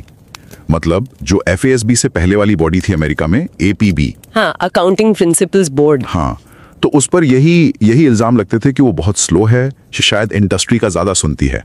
तो उसकी नाकामी ने ही FASB जैसी एक इंडिपेंडेंट बॉडी की जरूरत पैदा की। अच्छा, तो ये CFS एक तरह से उनकी आजादी और एक्सपर्ट होने का सबूत देने का तरीका थे। हाँ, बिल्कुल। आप CFS को समझिए एक संविधान जैसा, नियम बनाने की प्रक्रिया के लिए। ये बताने के लिए कि भाई नियम ऐसी नहीं बन रहे, सोच समझकर सिद्धांतों के आधार पर बन रहे हैं। और मजे की बात यह है कि ये CFS ज्यादातर सॉफ्ट लॉ की तरह काम करते हैं। सॉफ्ट लॉ और हार्ड लॉ, ये क्या फर्क है? हम लागू करती है FASB या IASB के स्टैंडर्ड्स भी हार्ड लॉ बन जाते हैं जब सरकारें उन्हें अपना लेती है। अच्छा, लेकिन वो वैचारिक ढांचा या CF जिस पर ये स्टैंडर्ड्स आधारित होते हैं, वो खुद ज्यादातर सॉफ्ट लॉ ही रहता है। मतलब एक गाइडलाइन, एक दिशा निर्देश, कानूनी तौर पर सीधा बाध्यकारी नहीं। खासकर अमेरिका में तो यही स्थिति रही है। समझ गई। तो ये एक फिलोसॉफिकल गाइड जैसा हुआ। हाँ, कुछ वैसा ही, जिसका मकसद था नियम बनाने वालों के लिए अपना एक दर्शन, अपना एक नया जीवित कानून बनाना। चलिए अब उस मेन बहस पर आते हैं जो इस पेपर के सेंटर में है, फाइनेंशियल रिपोर्टिंग का मकसद। आपने 2 शब्द कहे थे, डिसीजन यूजफुलनेस और स्टुअर्डशिप। ये क्या है असल में? हाँ, यही वो 2 खेमे थे जिनके बीच दशकों तक खींचतान चली। स्टुअर्डशिप जो है वो पारंपरिक विचार है, अकाउंटिंग प्रोफेशन का जीवित कानून। इसका मेन सवाल ये है, मैनेजमेंट को जो रिसोर्सेज सौंपे गए थे, पैसा, संपत्ति, क्या उन्होंने उसका हिसाब ठीक से रखा? उसकी देखभाल कैसे की? मतलब फोकस अकाउंटेबिलिटी पर है। ओके, मैनेजमेंट की जवाबदेही। और इसके सामने डिसीजन यूजफुलनेस। ये नया आइडिया था जो एकेडमिक्स से ज्यादा आया। इसका फोकस है इन्वेस्टर्स और क्रेडिटर्स पर। सवाल ये है, क्या फाइनेंशियल रिपोर्टिंग ऐसी जानकारी दे रही है जो इन लोगों को भविष्य के कैश फ्लोज या प्रॉफिट का अंदाजा लगाने में मदद करे, ताकि वो फैसला ले सकें कि पैसा लगाना है या उधार देना है या नहीं। अच्छा, तो नियम बनाने वालों के लिए ये अपनी एक्सपर्टाइज और आजादी दिखाने का एक तरीका था। देखो, हम पुरानी लीग से हटकर सोच रहे हैं, इन्वेस्टर्स के भले के लिए। ये उनका नया जीवित कानून बनाने का प्रस्ताव था। ये तो वाकई बड़ा टकराव है विचारों का। तो रिसर्चर्स ने इस लंबी और काफी उलझी हुई बहस को स्टडी कैसे किया? उनका तरीका क्या था? डेटा कहाँ से लाए? उन्होंने एक लंबा हिस्टोरिकल नजरिया अपनाया।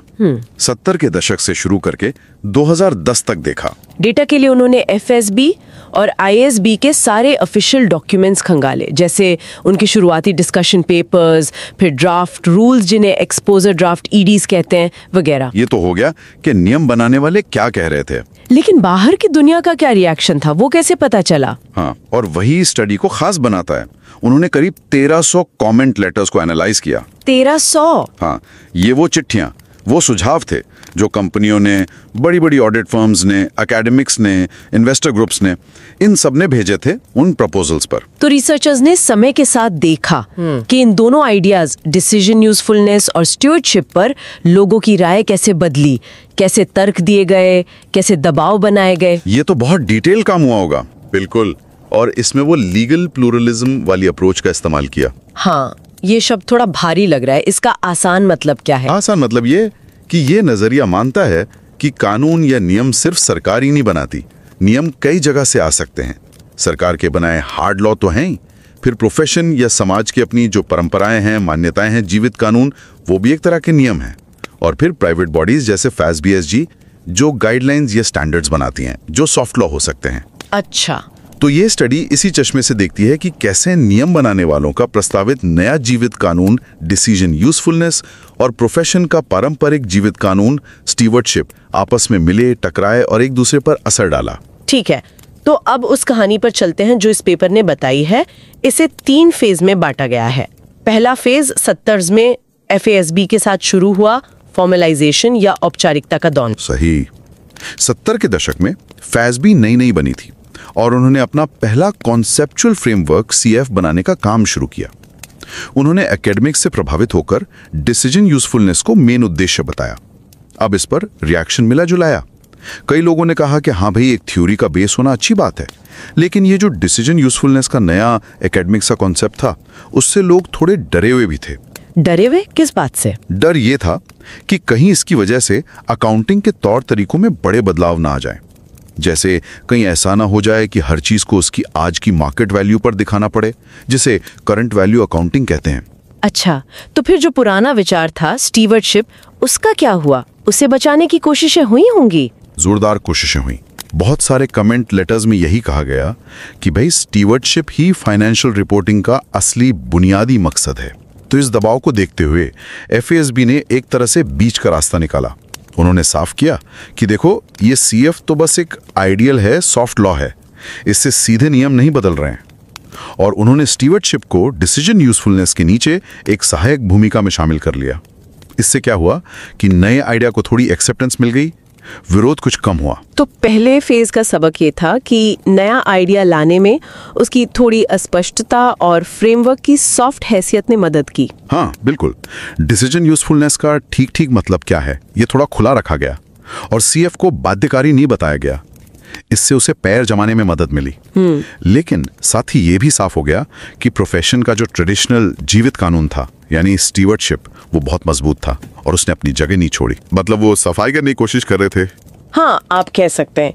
इस दौर में FASB और IASB ने अपने CFs को एक जैसा बनाने का बड़ा प्रोजेक्ट शुरू किया। कन्वर्जेंस प्रोजेक्ट कहते थे इसे। और इस बार उन्होंने ज़्यादा जोर से कोशिश की कि डिसीजन यूजफुलनेस ही फाइनेंशियल रिपोर्टिंग का इकलौता मेन ऑब्जेक्टिव हो। इकलौता? स्टुअर्डशिप का क्या? उनका तर्क था कि स्टुअर्डशिप तो डिसीजन यूजफुलनेस के अंदर ही आ जाता है। मतलब अगर इन्वेस्टर्स को अच्छे फैसले लेने लायक जानकारी मिलेगी तो उसमें मैनेजमेंट की जवाबदेह वाली बात भी अपने आप कवर हो जाएगी। उसे अलग से लिखने की जरूरत नहीं। अच्छा, लेकिन ये तर्क सबको हजम हुआ होगा क्या? नहीं, बिल्कुल नहीं। और शायद इसके पीछे एक इरादा ये भी था कि CFO को ज्यादा क्लियर, ज्यादा प्रिडिक्टेबल और शायद ज्यादा पावरफुल बनाया जाए।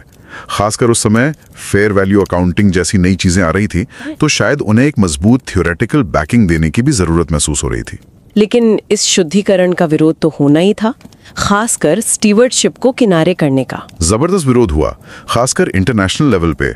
मतलब IASB के जो स्टेक होल्डर्स थे, अलग अलग देशों की कंपनियां और रेगुलेटर्स वगैरह। अमेरिका में शायद थोड़ी कम चिंता थी, क्योंकि वहां CFO को वैसे भी ज्यादा सॉफ्ट लॉ ही माना जाता रहा है। लेकिन बाकी दुनिया में जहां CFO का वजन ज्यादा महसूस किया जाता था, वहां स्टीवर्डशिप को पूरी तरह हटाने पर बहुत एतराज जताया गया। लोगों ने फिर से अपने पारंपरिक जीवित कानून के लिए आवाज उठाई। तो क्या बोर्ड्स को झुकना पड़ा? हाँ, दबाव काम आया। उन्होंने जो ड्राफ्ट रूल निकाला, एक्सपोजर ड्राफ्ट ED, उसमें स्टीवर्डशिप का जिक्र वापस डाल दिया।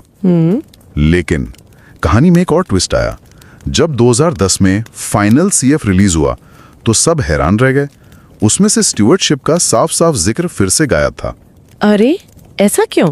पेपर इशारा करता है कि ये शायद बोर्ड के अंदर की अपनी बातचीत, अपनी डायनेमिक्स का नतीजा था। मतलब स्टेक होल्डर्स की सुनने के बावजूद उन्होंने आखिर में अपना एजेंडा आगे बढ़ाया। ये तो काफी ड्रामेटिक है। तो इस दूसरे फेज से क्या सीखा हमने? पहला सबक तो ये कि जो ड्यू प्रोसेस है, मतलब राय लेने की प्रक्रिया, वो मायने रखती है। स्टेक होल्डर्स उसका इस्तेमाल करते हैं अपनी बात रखने के लिए, दबाव बनाने के लिए।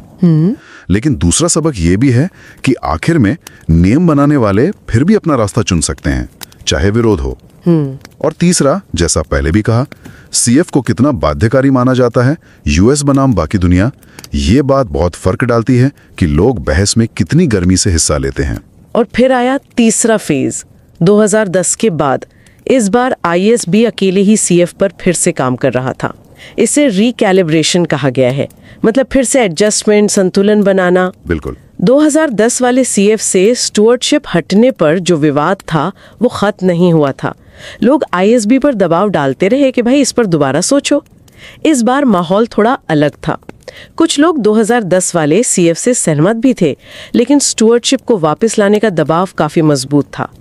तो नतीजा ये हुआ कि IASB ने 2018 में जो नया CF जारी किया, उसमें स्टुअर्डशिप को साफ तौर पर फिर से शामिल कर लिया गया। तो क्या स्टुअर्डशिप की पूरी वापसी हुई जैसे वो पहले थी? पूरी तरह वैसे नहीं। उसे डिसीजन यूजफुलनेस के बराबर एक अलग उद्देश्य का दर्जा नहीं मिला, बल्कि उसे कैश फ्लो के अंदाजे के साथ रखा गया। ये समझाया गया कि इन्वेस्टर्स को फैसले लेने के लिए दोनों तरह की जानकारी जरूरी है, भविष्य के बारे में भी और मैनेजमेंट ने संसाधनों को कैसे संभाला ये भी। अच्छा, तो एक तरह से दोनों को मिला दिया। हाँ, और एक और इम्पॉर्टेंट बदलाव ये हुआ कि नए CF में ये माना गया कि ये सिर्फ नियम बनाने वालों के लिए ही गाइड नहीं है, बल्कि कंपनियों के लिए भी तब उपयोगी है जब किसी खास मुद्दे पर कोई IFRS स्टैंडर्ड ना हो। और IASB ने ये कमिटमेंट भी दी कि अगर वो भविष्य में CF से हटकर कोई नियम बनाएंगे तो उसका कारण बताएंगे। इससे CF का वजन थोड़ा और बढ़ गया। तो तीसरे चरण का मेन मैसेज क्या निकलता है? मैसेज ये है कि पारंपरिक जीवित कानून यानी स्टुअर्डशिप वो इतनी आसानी से हार नहीं मानता। वो किसी न किसी शक्ल में वापसी का रास्ता ढूंढ ही लेता है, भले ही उसे नए फ्रेमवर्क में फिट करने के लिए थोड़ा बदलना, आर्टिफिशियलाइज करना पड़े। और फिर वही बात, CF की हैसियत बहुत मायने रखती है। जितनी ज्यादा उसे बाध्यकारी बनाने की कोशिश होगी, उतनी ही ज्यादा बहस और खींचतान होगी। तो इस पूरी कहानी का, इस रिसर्च का निचोड़ क्या है? मतलब कोई अगर सुने तो उसके लिए सबसे बड़े आहा मोमेंट्स क्या होंगे? क्या खास बातें सीखी हमने? मेरे ख्याल से कुछ बहुत जरूरी बातें हैं। पहली, ये जो कॉन्सेप्चुअल फ्रेमवर्क्स हैं, ये सिर्फ सूखे टेक्निकल डॉक्यूमेंट्स नहीं हैं। ये नियम बनाने वाली संस्थाओं के लिए अपनी आइडेंटिटी बनाने, अपनी आज़ादी और एक्सपर्टाइज साबित करने के टूल हैं। नए एकेडमिक आइडियाज जैसे डिसीजन यूजफुलनेस को अपनाकर वो खुद को पुराने स्थापित प्रोफेशन से अलग दिखाने की कोशिश करते हैं। हाँ, ये एक अहम बात है।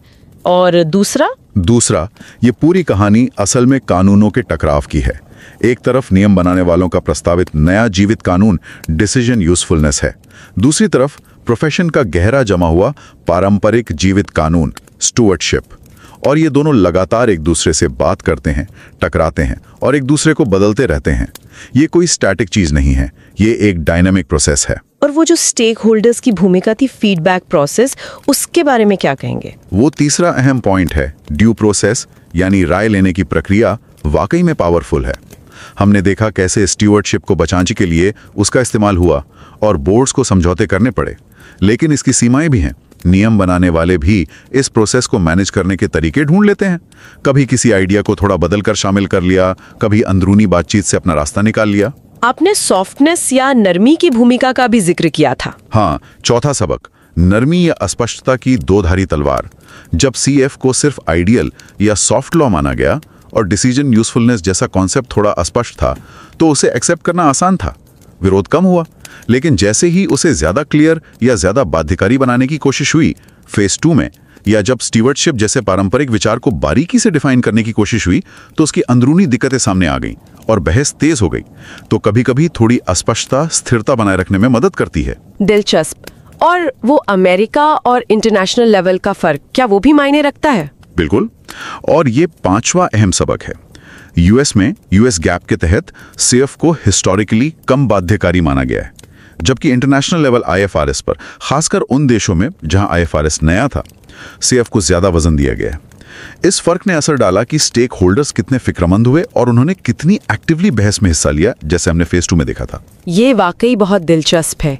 कैसे कोई चीज जो सुनने में इतनी थियोरेटिकल लगती है, एक वैचारिक ढांचा, असल में वो विचारों, परंपराओं, पावर प्ले और प्रोफेशनल आइडेंटिटी की लड़ाई का मैदान बन जाती है। ये सिर्फ नियमों की किताब नहीं है, बल्कि एक जीता जागता डॉक्यूमेंट है जो लगातार बदल रहा है। बिल्कुल सही। यहाँ आकर्षक बात यही है कि कैसे थ्योरी, प्रैक्टिस और जो इंस्टीट्यूशनल जरूरतें हैं, जैसे लेजिटिमेसी बनाए रखना, ये सब आपस में कैसे गुथे हुए हैं। ये दिखाता है कि अकाउंटिंग जैसा टेक्निकल लगने वाला फील्ड भी कितनी गहराई से एक सोशल और पॉलिटिकल प्रोसेस है। ये सिर्फ नंबरों का खेल नहीं है। तो जाते जाते अपने सुनने वालों के लिए एक सवाल छोड़ते हैं सोचने को, जो इसी पूरी बातचीत से निकला हो। हाँ, ये पूरी कहानी एक अहम सवाल उठाती है। अगर किसी नए विचार को, जैसे डिसीजन यूजफुलनेस को, एक्सेप्टेंस दिलाने के लिए उसे जानबूझकर कुछ हद तक अस्पष्ट रखा जाता है ताकि ज्यादा विरोध ना हो, जैसा इस रिसर्च से लगता है, तो क्या इस नरमी से मिली स्थिरता की कोई कीमत चुकानी पड़ती है? मतलब क्या इस अस्पष्टता की नींव पर बने अकाउंटिंग नियम आखिर में कमजोर, या उनमें आपसी विरोधाभास, या उन्हें समझना ज्यादा मुश्किल हो सकता है? क्या क्लैरिटी की कमी आगे चलकर नई परेशानियां खड़ी करती हैं? सोचने के लिए वाकई एक गहरा सवाल है ये। हम सुनने वालों को एक बार फिर याद दिलाना चाहेंगे कि सेलेना ऑर्थोसवाल, क्रिस्टोफ पेल्गर और कार्स्टन अर्ब का ये बेहतरीन research paper accounting, organisations and societies journal में छपा है।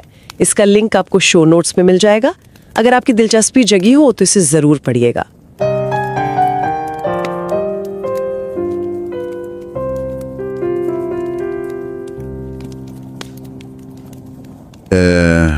Stellen Sie sich mal vor, es gäbe so etwas wie eine Verfassung für die Bilanzierung. Also ein ganz grundlegendes Dokument, das festlegt, ja, nach welchen Prinzipien Unternehmen über ihre Finanzen berichten sollen. Und jetzt stellen Sie sich vor, jedes Mal, wenn jemand versucht, diese Verfassung zu schreiben oder auch nur zu ändern, dann entbrennt eine riesige, jahrzehntelange öffentliche Debatte. Und zwar nicht nur über Details, nein, sondern über den fundamentalsten Zweck des Ganzen. Genau das ist passiert bei den sogenannten Conceptual Frameworks, also den konzeptionellen Rahmenwerken der Rechnungslegung. Und diese Auseinandersetzung, dieser, ja, man könnte fast sagen, Kampf um die Seele der Bilanzierung, der steht im Mittelpunkt einer wirklich faszinierenden Studie.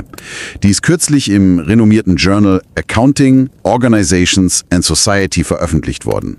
Das ist eine Zeitschrift, die zur sogenannten FT50-Listen zählt. Also zu den absolut führenden wirtschaftswissenschaftlichen Journalen weltweit. Die Autorinnen und Autoren dieser Arbeit, das sind Selina Orthaus-Wahl von der Universität zu Köln, Christoph Pelger von der Universität Passau, der Norwegian School of Economics und auch der Uni Innsbruck, sowie Carsten Erb von der Heinrich-Heine-Universität Düsseldorf.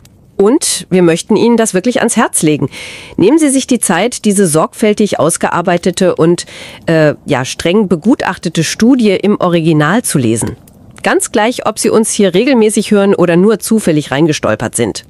Den Link dazu, den finden Sie wie immer in den Shownotes. Es ist eine Lektüre, die sich echt lohnt. Gerade wenn man verstehen will, wie solche fundamentalen Regeln eigentlich entstehen. Genau. Und darum soll es heute auch gehen. Wir möchten die Kernaussagen dieser Studie für Sie aufbereiten. Und dabei wollen wir einen besonderen Blick darauf werfen, wie solche Forschung eigentlich funktioniert. Das ist vielleicht besonders interessant für Sie, wenn Sie selbst, sagen wir mal, am Anfang Ihrer eigenen Forschungsreise stehen. Wir schauen uns an, wie entwickeln die Autoren ihre Forschungsfrage aus diesem Konflikt? Welche theoretische Brille setzen sie auf? Woher bekommen sie ihre Daten, um so einen jahrzehntelangen Streit zu untersuchen? Und wie analysieren sie die dann, um zu ihren Ergebnissen zu kommen? Ist also auch ein kleiner Einblick sozusagen in die Werkstatt der Wissenschaft. Okay.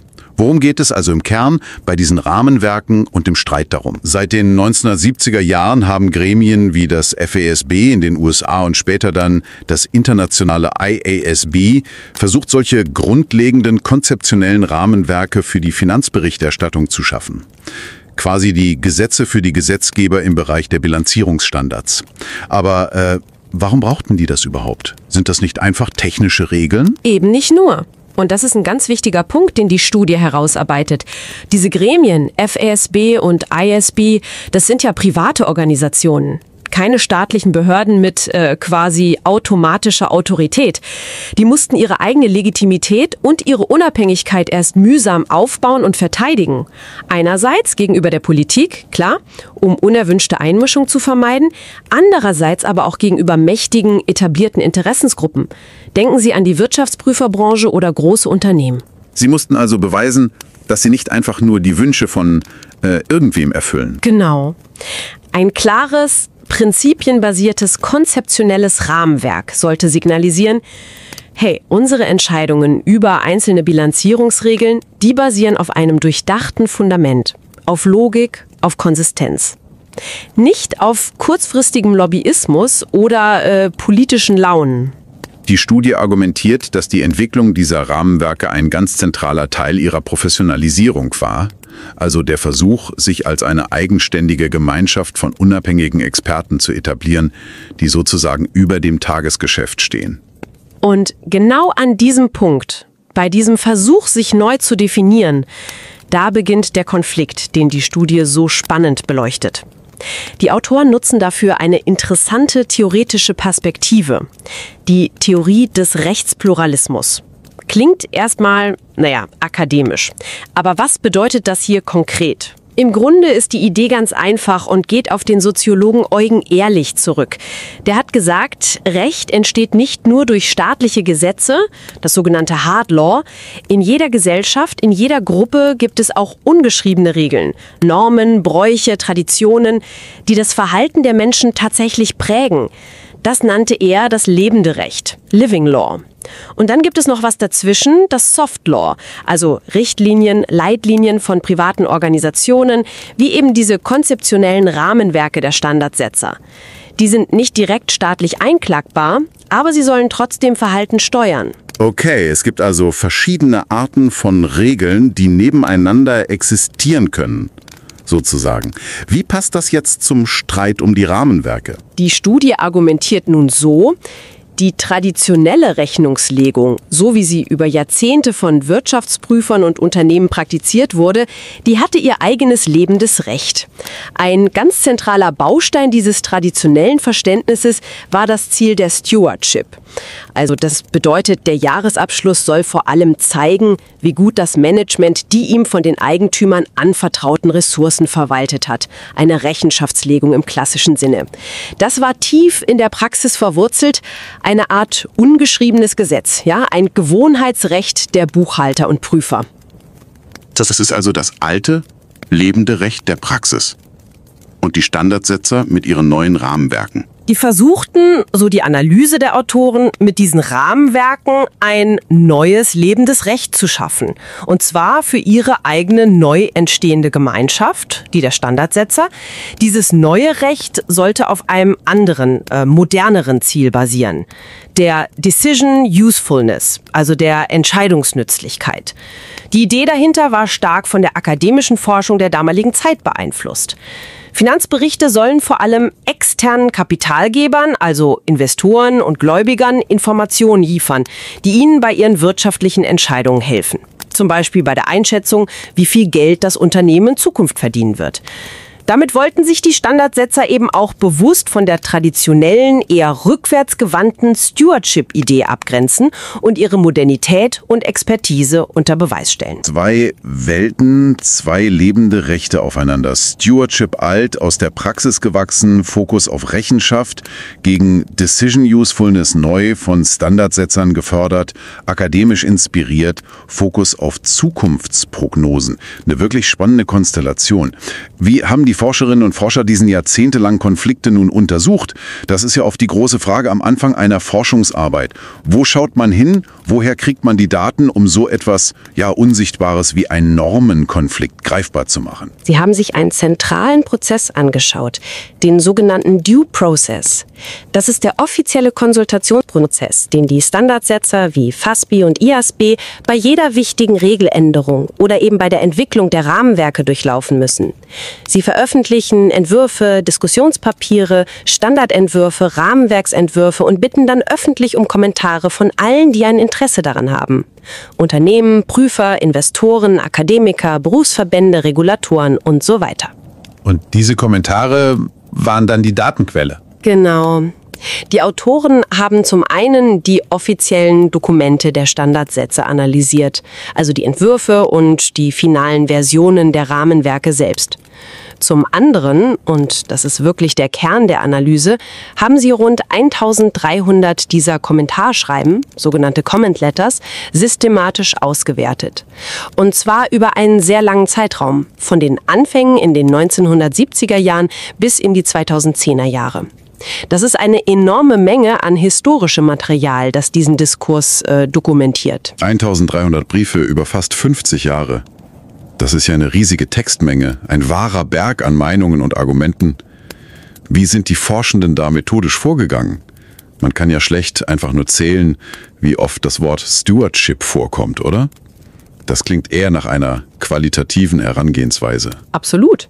Es ist eine qualitative, interpretative Studie. Die Autoren haben die Argumente inhaltlich analysiert. Sie haben gelesen, interpretiert und versucht zu verstehen. Welche Positionen wurden in diesen Briefen vertreten? Mit welchen Argumenten wurde für oder gegen Stewardship und Decision Usefulness plädiert? Wie haben sich die Argumentationslinien über die Jahrzehnte verschoben? Wer hat wann was gesagt und warum? Es ist wie das sorgfältige Dechiffrieren einer langen, komplexen öffentlichen Auseinandersetzung, um die darunterliegenden Muster, Strategien und Entwicklungen aufzudecken. Zur besseren Einordnung und zum Verständnis der Hintergründe haben sie zusätzlich auch noch einige Interviews mit Beteiligten geführt. Es geht darum, die Bedeutung hinter den Worten zu erfassen. Das klingt nach detektivischer Kleinarbeit. Und was kam dabei heraus? Was sind die wichtigsten Ergebnisse dieser tiefgehenden Analyse, dieses jahrzehntelangen Ringens um die richtige Ausrichtung der Bilanzierung? Hat sich das neue Konzept der Decision Usefulness einfach durchgesetzt? Tja, nicht so einfach. Die Ergebnisse sind vielschichtiger. Erstens, die Studie bestätigt, dass die Standardsetzer die Rahmenwerke tatsächlich strategisch genutzt haben. Also um sich als unabhängige Experten zu positionieren und die Decision Usefulness als ihr neues Leitprinzip, ihre neue Identität zu etablieren. Gerade in den Anfängen, so in den 70ern beim FASB in den USA, stieß das durchaus auf Skepsis. Aber die Studie legt nahe, dass 2 Faktoren die Akzeptanz erleichtert haben. Zum einen die Angst vieler Akteure vor einer staatlichen Regulierung. Da erschien ein von Experten dominiertes privates Gremium als das kleinere Übel, sozusagen. Zum anderen half paradoxerweise die Wahrheit des Begriffs Decision Usefulness. Die Wahrheit hat geholfen. Das ist wirklich interessant. Man denkt ja intuitiv, Regeln und Prinzipien müssten möglichst präzise sein, damit sie funktionieren. Ja, das ist ein kontraintuitives, aber zentrales Ergebnis. Die Studie argumentiert, dass die Unschärfe des Konzepts es verschiedenen Gruppen erlaubte, ihre eigenen Vorstellungen und Interessen hinein zu interpretieren. Investoren sahen was anderes darin als Prüfer, Akademiker wieder was anderes.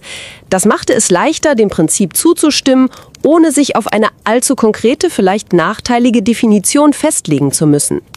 Im krassen Gegensatz dazu passierte mit dem traditionellen Konzept des Stewardship genau das Gegenteil. Als man im Rahmen der Debatten versuchte, dieses eigentlich intuitiv verständliche Konzept präzise zu definieren, wurde es plötzlich angreifbar. Es zeigten sich unterschiedliche Verständnisse, Widersprüche, Inkonsistenzen, die vorher unter der Oberfläche des gelebten Gewohnheitsrechts verborgen waren. Man könnte sagen, das Explizitmachen des Impliziten machte es verwundbar, weil plötzlich Uneinigkeit darüber entstand, was genau gemeint war. Es ist vielleicht ein bisschen so, als würde man versuchen, die ungeschriebenen Regeln eines alten Freundeskreises exakt aufzuschreiben. Plötzlich gibt es Streit über jedes Detail. Verstehe. Die neue Idee profitierte von ihrer Unschärfe, die alte Idee litt unter dem Versuch, sie scharf zu stellen. Aber die Vertreter der alten Idee, also die Praktiker, die Unternehmen und Prüfer, die haben das doch sicher nicht einfach so hingenommen, dass ihr zentrales Prinzip der Stewardship an den Rand gedrängt werden sollte. Nein, keineswegs. Das ist das zweite wichtige Ergebnis. Die Interessengruppen aus der Praxis haben sich über die Jahrzehnte immer wieder und teils vehement dagegen gewehrt, dass Stewardship aus den Rahmenwerken verschwindet oder zur Nebensache erklärt wird. Sie sahen die Standardsetzer oft immer noch als Teil ihrer eigenen größeren Rechnungslegungsgemeinschaft und forderten quasi ein, dass deren traditionelles lebendes Recht, ihr Verständnis von guter Berichterstattung, anerkannt wird. Man konnte in den Briefen oft eine Art Appell heraushören. Vergesst nicht, woher wir kommen. Die Rechenschaftspflicht gegenüber den Eigentümern ist das Herzstück unseres Berufs. Dahinter steckte aber auch oft der Versuch, über eine starke Verankerung von Stewardship die zukünftige Standardsetzung stärker einzugrenzen, berechenbarer zu machen und die Standardsetzer gewissermaßen zu disziplinieren.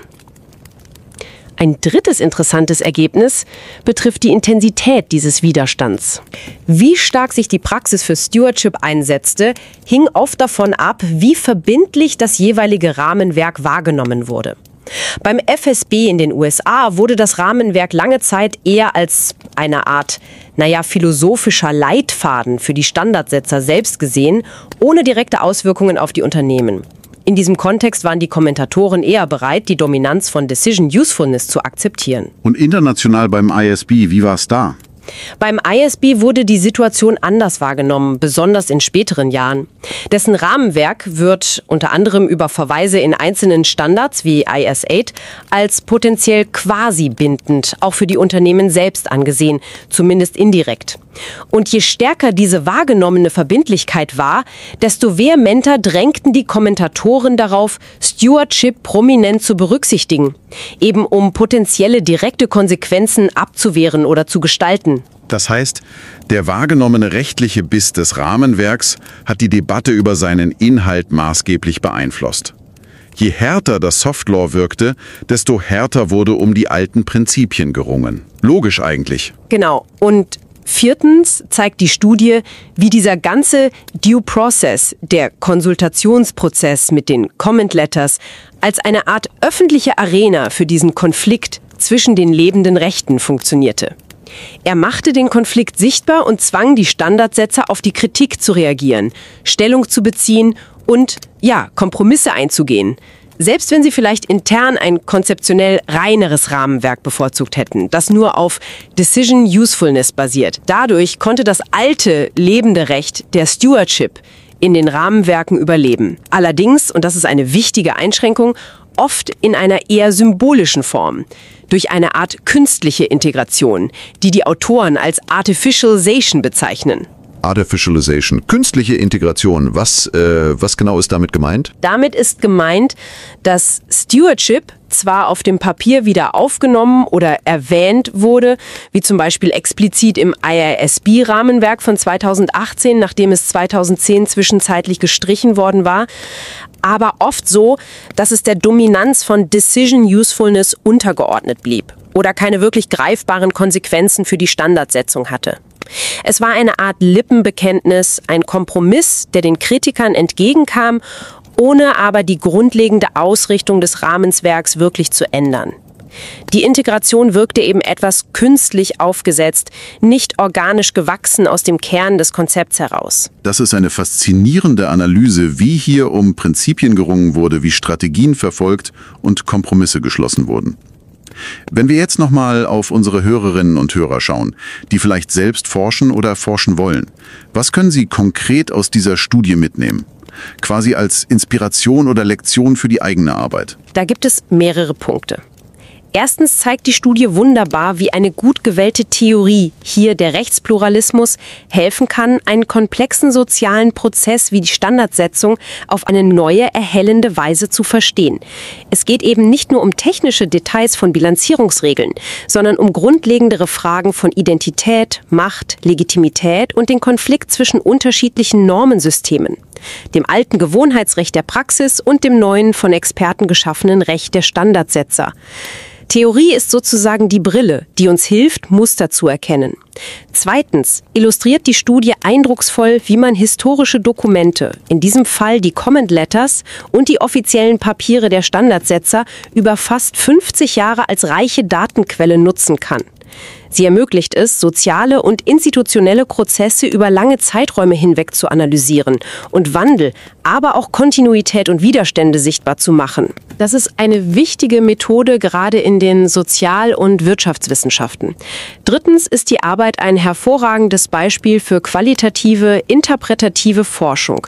Sie zeigt, dass es nicht immer darum geht, Dinge zu zählen, sondern darum, Bedeutung aus Texten zu extrahieren, Argumentationsmuster zu identifizieren, Rhetorik zu analysieren und diese Beobachtungen dann im Lichte einer Theorie zu deuten. Es geht um das tiefe Verständnis eines Phänomens, nicht nur um dessen Beschreibung. Und viertens, das wurde ja auch schon deutlich, unterstreicht die Studie, wie unglaublich wichtig der Kontext ist. Man kann diesen Streit nicht verstehen ohne die Geschichte der Standardsetzung, ohne die unterschiedlichen institutionellen Gegebenheiten und Zwänge, unter denen FSAB in den USA und das IASB international agieren. Und ohne die sich über die Zeit wandelnden gesellschaftlichen Erwartungen an die Finanzberichterstattung. Forschung findet eben nie im luftleeren Raum statt. Fassen wir also zusammen. Die Studie von Orthaus-Wahl, Pelger und Erb zeigt auf beeindruckende Weise, wie die Entwicklung von scheinbar rein technischen Regelwerken wie diesen konzeptionellen Rahmenwerken in Wirklichkeit ein hochpolitischer Prozess ist. Ein Schauplatz für das Aufeinanderprallen unterschiedlicher Normvorstellungen verschiedener lebender Rechte. Auf der einen Seite die Standardsetzer, die versuchten, ihre eigene Identität und Autorität durch ein neues, auf Entscheidungsnützlichkeit fokussiertes Konzept zu begründen. Auf der anderen Seite die etablierte Praxis, die am traditionellen Gedanken der Rechenschaftslegung, der Stewardship, festhielt. Und der öffentliche Konsultationsprozess, der Due Process, war dabei nicht nur ein Feigenblatt, sondern eine echte Arena. Die hat diesen Konflikt sichtbar gemacht und die Standardsetzer zu Kompromissen gezwungen. Wobei die wahrgenommene Verbindlichkeit dieser Rahmenwerke, ob sie eher als unverbindliches Ideal oder als quasi bindende Regel angesehen wurden, eine entscheidende Rolle für die Intensität der Auseinandersetzung spielte. Und wir haben gesehen, wie die strategische Wahrheit eines neuen Konzepts dessen Akzeptanz fördern kann, während umgekehrt der Versuch, ein altes, etabliertes Konzept präzise zu fassen, dessen Schwächen offenlegen und es angreifbar machen kann. Ziemlich spannend. Das bringt uns zu einer abschließenden Frage, über die Sie, liebe Hörerinnen, liebe Hörer, vielleicht selbst einmal nachdenken möchten. Wir beobachten ja heute ganz ähnliche, vielleicht noch viel fundamentalere Diskussionen in neuen Bereichen der Unternehmensberichterstattung. Denken Sie nur an die Entwicklung von Standards für die Nachhaltigkeitsberichterstattung, die ganzen ISG-Themen. Sehen Sie da Parallelen? Spielen sich dort ähnliche Konflikte ab zwischen neuen Zielen, etwa der Berichterstattung über Klimaschutz oder Sozialaspekte, und alten Praktiken oder Sichtweisen, die vielleicht rein finanziell geprägt sind? Wiederholt sich dieses Muster des Aufeinanderprallen verschiedener Verständnisse, verschiedener lebende Rechte, auch in diesem neuen, hochaktuellen Feld der Standardsetzung? Eine spannende Frage. Und um solche Muster wirklich zu verstehen, lohnt sich der Blick in die Details. Also denken Sie dran, lesen Sie den vollständigen Artikel. Der Link ist wie gesagt in den Shownotes. Es gibt dort noch so viel mehr an Nuancen in der Argumentation und der historischen Entwicklung zu entdecken, als wir hier anreißen konnten.